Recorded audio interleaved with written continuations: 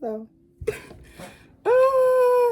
okay, so I'm back with another video. And I don't know how to do this anymore. Like, I used to post videos every week. And now I don't. Now I don't. And it's like I film video diaries all the time. When it's like when I know that I'm gonna post this on YouTube, it's like I don't know what to do, what to say, even though I know what I want to say. But I do want to say that I really like how my hair turned out today. Super cute. I've been washing my hair every 2 to 3 days, and it's been helping my hair stay moisturized. Like, I have very fine, low density hair, and it gets dry very quickly. And it's also not good to just spray your hair with water every day, like, and just pouring more product on it, on top of product, on top of product. So I just wash it. And my wash days don't take that long because I removed some extra steps. But it's like so full. Also, before we get into the topic, if you're dealing with heat damage or damage, breakage, you just got your hair braided really tight and your hair is falling out, or you see that your texture is not what it's supposed to be, etc., etc., etc., get the ApHogee hair treatment. Get the shampoo and the 2-minute repair conditioner treatment. You have to get both. Don't just get the treatment. Get both. And use that every other week. I'm telling you, my hair was heat damaged. Like, actually, like, I had straight strands. Like, in the front, all of this was straight, bone straight. And I was so sad I thought I couldn't reverse it, but that shampoo reversed it. That treatment reversed it for me completely. So please get that if you're a natural hair girl and you need something. And don't cut off your hair, because I cut a lot of my hair off. Don't cut it off. Just get the ApHogee. Okay, anyways. My hair's so cute. Okay, but anyways. I really wanted to get into my changing and developing relationship with art. And and how it's affecting me. I wouldn't say I'm a bit indifferent to it. Like, it's not positive or negative. I just want to talk about it because I feel like it's something I need to get off my chest. And also, I'm realizing that art is not this, being a creative is not a linear type of experience. You aren't creative just to be creative. There's a force behind it, and there's so many like mental and emotional steps that work together in order to produce this product. So I just wanted to talk about that mental science between that, and I'm sure someone else can connect. Also, I have American Dad playing in the background because if everything was pitch silent, I wouldn't. It would be harder for me to focus. So if you hear something, that's what you hear. But just focus on me. Okay. So first things first. I started my art business in 2024, December 2024. It hasn't been long at all. And my intention behind starting it was for a multitude of reasons. But I feel like the top 2 reasons were that I needed some money and I wanted to share my art with people. But one outweighed the other, obviously. I really needed to make some coins. Like, I needed to make some money. And jobs weren't hiring like they were supposed to. Like, I wasn't in NYC. Well, I wasn't in NYC. I wasn't at home. I wasn't in Brooklyn. Yeah, jobs weren't hiring. It was just, I was dorming in school. Everything was just very different and transitory. So it was just a lot then for me to go get a job. So I was like, okay, let me do something of my own. Like, I've always been into entrepreneurship. Like, even when I was in high school, I was doing hair for like 3 years of high school. Oh, geez. So I started because of that. And I think that me starting it with that specific intention carried me along to a certain point, but it also diluted my passion for it as well.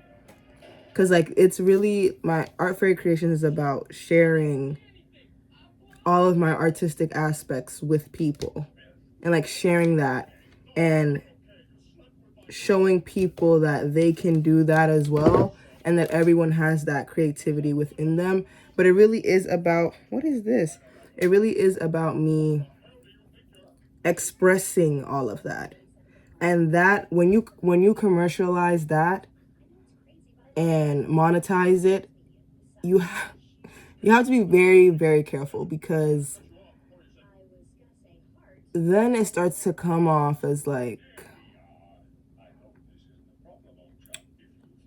you're advertising something that already has its currency. Like, art is already a currency in itself. So how can you monetize that and advertise it in a way where money is not the priority, but it is a result of the gifts you are sharing? And that's something that I've been trying to learn how to do. Like, even with the content I post, like, I'm trying to not make it all about like, get this, get this, get that. Like, go to my link and buy, go to my link and bio. Like, oh my gosh, I just got a random mosquito bite. I'm trying to share more of my thoughts and processes behind making the art, making my henna designs that I create, making the jewelry pieces that I create. And that requires a lot of thought and vulnerability. And that's not always easy to produce, especially on an online space when I already feel like showing the art is already very vulnerable. And so pushing beyond that just to really get people to understand, because I put a lot of my art out there, right? Like, I have a lot of art like on my social medias that I share. But like, there's a layer that's missing because I'm not communicating the depths of each piece, the depths of the like the process that goes behind making the jewelry pieces, and what I do and how I feel. And that's not to say that I have to, like, I'm not about to like share every single detail of my creative process, because a lot of that is sacred to me. But I do feel like I could share more though, so people can understand. Like, I feel like that's like the missing piece to everything. And but then beforehand, I would ignore that and just focus on, well, that doesn't matter. People just need to get my stuff. Like, people just need to get my stuff right now. People just need to buy my stuff. And they did. But then when things weren't, they did and they do. They did and they do. But when things weren't picking up as quickly as I wanted them to, or when I would go like months without a sale, I would be like, I'd be like, seriously? Like, and the thing is with me though, I never thought that my art wasn't good enough. I thought that I wasn't doing enough for my art. And that can also get very, you start to think of your art as a machine and start to think of yourself as a machine. I need to produce content, produce new ideas, produce new art, produce. And the skill of the art is lost in that promotion. It's like, even with like, what's an example I can use with celebrities, pop stars, rappers. Like, they're all their own machines and they have to produce. We're asking why these artists are continuing to make albums and albums and albums and albums, because the art is no longer priority. The money is, and the accolades that come with that production take priority instead of the art, instead of the creativity itself. That's why you have artists like Sade, who, like, she's gone. She's gone. Like, she's free, you know? Solange, she's free. She's not, if you don't have it in you to make or to focus on a specific project or to do this specific thing or to focus on this creative venture in the same way, you shouldn't have to do it, because then the authenticity of the art is lost. And then when you lose that, it's you lose your purpose, you lose your reasoning. And I think that's what was happening with me. I was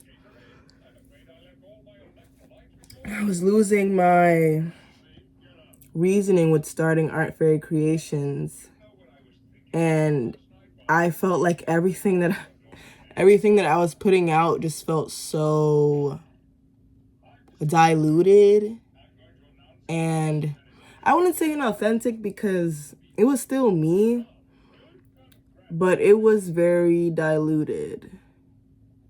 So I've really taken a couple months off, honestly, from creating content and even pushing my art in that way, because I'm going to school for art too. So like that's a whole different thing. Like I go to school and make art, learn about art, learn about the creative science behind art, learn about color theory, that's another science behind art, the histories of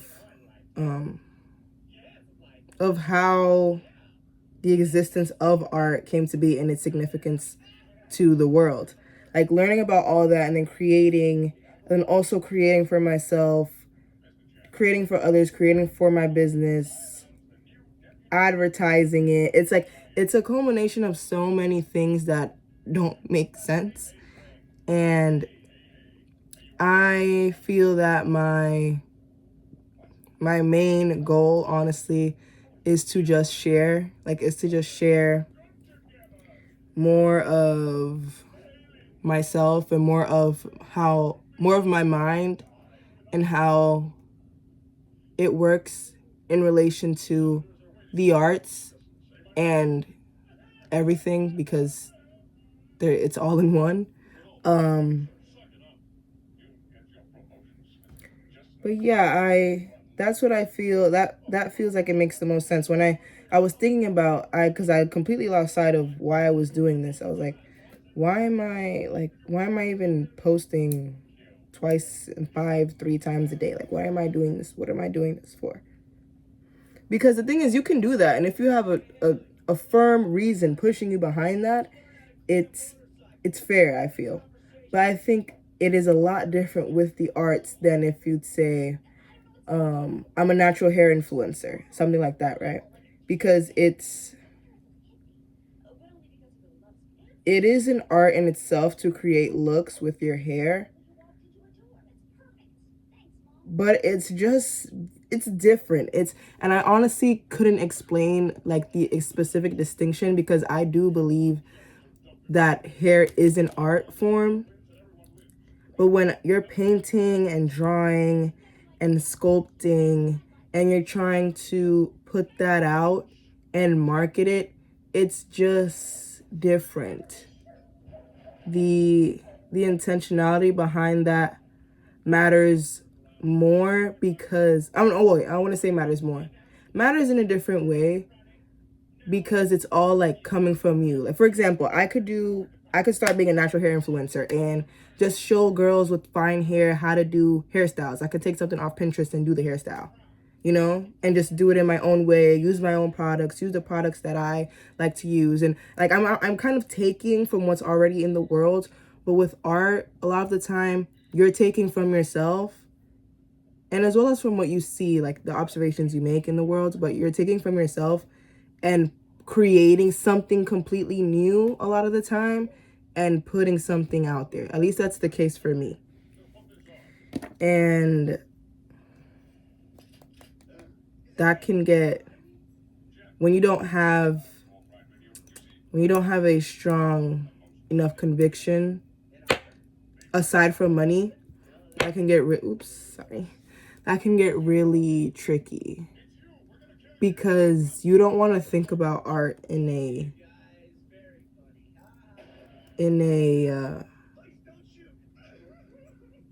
a space where you're greedy or where you're searching for customers. Like, that's not what art is fundamentally. And it can do that. I feel that it should be doing that. Because look at all the things that make people money. So yes, art can and should make people money. Because I'm not really with the notion of, we shouldn't be marketing or producing our hobbies or our arts in a way where we should be getting money. Like, I don't believe in that. I feel that if you have a talent and you're good at it and you can market it and you can commercialize it in a way that benefits you and that feels ethical to you, you should do it. You should do it. Because people are receiving money for exploiting women and children and people and men. Everybody. So I don't feel that there's any harm in showcasing your art in that way. I feel like everyone should do that. Everyone should do that if that's what they feel comfortable with doing, of course. Because not everybody is comfortable with sharing their art, and not everyone is comfortable with sharing their art, because that's one, and then marketing it as a business, because that's two different things. And I don't think everyone should do it, but if you can, if you have the idea, and if you have that urge to, just do it. Like, just try. But yeah, I like, for example, I haven't drawn in like a while. And that's very unnatural for me. That's very unnatural for me. I have my sketch pad right here. Actually, can I show you guys? Let me show you guys. I have my sketch pad right here. My professor from my old school gave this to me. I have like, let me show you the drawing. Look at this. Can you see? This is just a random sketch page. I'm working on this drawing. Look, this is a pastel piece I worked on recently. And then, where is it? Oh gosh, I guess I have a lot of like random stuff in here. Okay, here we go. This is the lotus flower. Oopsie, this is so big. This is the lotus flower pencil. It's all gonna be in graphite and charcoal, I think, yeah. So I'm working on that right now. It's been taking a while, but I really like working with the different textures and the different shades and whatnot. Yeah, this is my drawing pad. I'm obsessed with this, honestly. Yeah, but I haven't drawn anything for a while, and I think it's because I do require some distance from my art. Like, I used to be very I need to be around my art all the time. Like, it was a very anxious. I want to talk about attachment styles. That was an anxious attachment style. I need to be around my art all the time. I need to be like consumed in it. I need to fully envelop myself in my drawings, in my art, in my creativity. And that's why I think I was able to exert so much energy, and which was good. But I was also able to, that's how I was able to start my business. That's how I was able to create the amount of content that I was creating. But that isn't sustainable, because that was coming from a place of anxiety. That's where that was coming from. Because my art, for me, is a form of escapism, but I think that is changing. So that's why I don't need to be so heavily induced in my work. Like, it's not this thing of, if I don't do it, then I feel dysregulated. Because I have so many other creative aspects of myself that I can pour into, that it doesn't always necessarily have to be drawing or painting. I can also venture into other things. But I would say, though, that if I don't draw for like more than 2 weeks, more than three weeks, like, I do need to tap back into that mental processing. Because when I'm drawing, my mind shifts into this very euphoric state. I love that song. I don't know if you guys can hear it, but what was I saying? Oh, I tap into this very creative and euphoric state of being that I require to kind of sustain myself. I require to sustain myself and to keep myself here, you know what I'm saying? To keep myself grounded, to keep myself like firm on the ground, or else like my mind tends to fly and slip away. But I've also found other ways to do that. Reading is a good one. Not that I found reading, but I've been reading more. So that's what I'm saying. There's so many things, and I didn't want to be anxiously attached to my art, because that isn't how I want to perceive my art. And that means that I also needed to do some reflecting and some thinking on why do I feel so anxious all the time? Figure that out. 2, like I need to figure that out. And 2, what else can I do so that my art simply isn't a term of escaping and just a cycle of creating? Like, Art Fairy Creations is a world of my own. It really is. And I don't want it to be solely attached to escaping life. Yeah, I want it to be a means of communication with myself. I want my art to communicate with me what I'm feeling, what I'm seeing, what I'm thinking. And I can't do that clearly if I'm constantly trying to run away from my own life. So then that meant I needed to implement skills and practices in my daily life, so that when it was time for me to sit down and paint or draw or sculpt, it was from a state of clarity and connection with myself and what I was making. And that's not to say I still use my art like when I'm stressed, when I need to like escape from myself and from life. Because I think art does do a very good job with that, but I just didn't want it to be the only thing that I was using my art for. And I think that's what it was for a minute. And so I'm really just learning on like what I'm supposed to do with all this. And all I can really say is that I just need to keep producing and like keep creating. Like no matter what, just keep creating. Even if I don't post it, even if I don't make a video about it, excuse me, I need to keep creating because I need to. Because if I don't really know. Like,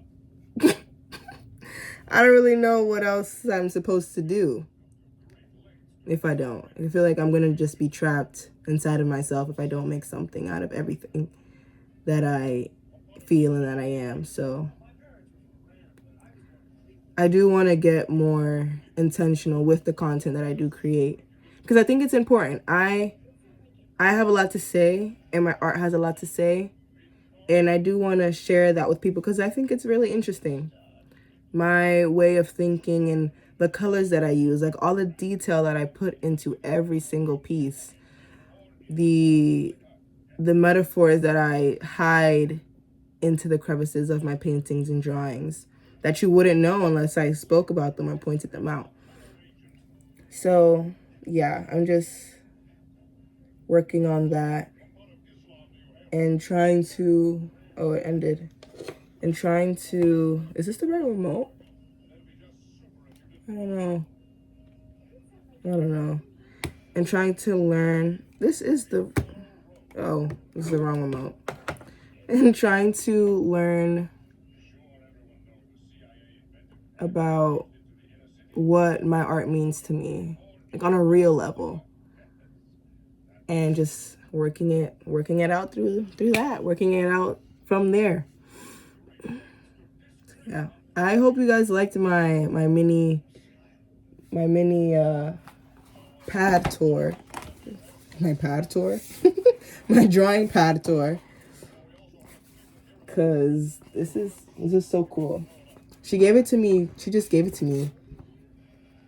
That was really kind of her. These are like pretty costly. But this is a nice thumbnail. Wait, let me do the thumbnail. I don't even know if my face is gonna fit in the frame.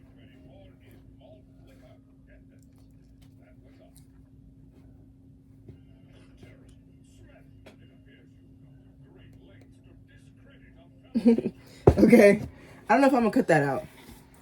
But yes, this is my video for today. I am gonna post it either by today or tomorrow. Lately, it's been taking a long time for videos to upload on YouTube, so girl, I don't know. I don't know. Also, hope you like my hair. Oh, maybe I should be a natural hair influencer. That would be cute, but no. Yeah, I really don't know how to end videos. I kind of want to keep talking, but I don't because I have other things to do. Okay, so see ya.